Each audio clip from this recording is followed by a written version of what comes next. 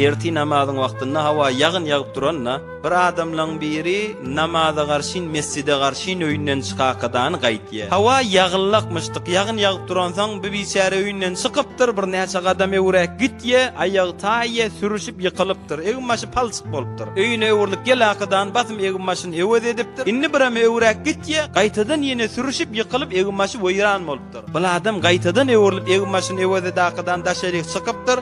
Bir ýaşul adam ýalwalakadan bir durum bolmol çyran eline alakadany gel bytak bas ýakadany garankyň içinde erti namazyň wagtynda ýanky adamy mescide garşyn eltip mescidiň eýwanyna mindiripdir. Eýwany mindirakadan ýankyň özi ewrilipdir, çyra tutup duran adam.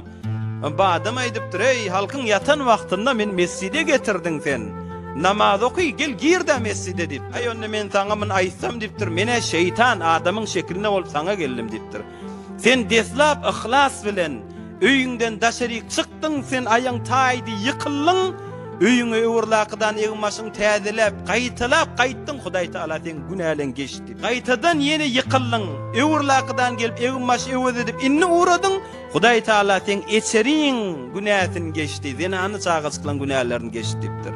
Inni üsülönji gedekde sen aýaň taýyp ýykylasatdyň, onu Hudaý Taala şe edeni işin hormatyna şu tamam owan günäsin geçse gitdi. Onu etdirmer näkadan getirdim dipdi. Ey Hudaý bendegimiz näzire?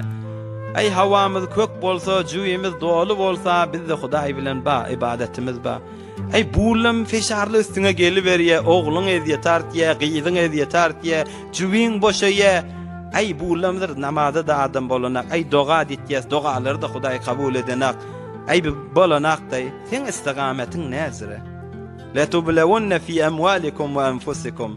Canlaňyz barda, mallaňyz barda hökmen imtihan edilirsiňiz diýär Hudaý Taala. Canlaň barada, sen mal barada, sana bir gynçylykly gelenne näzire bolýar, sen şol imtihanda näzire çykýan? Ay bulam bolanak, doga ditýäs, dogalary da kabul edenak. İstigamet gerek, istigamet näzire ýaş dostlar.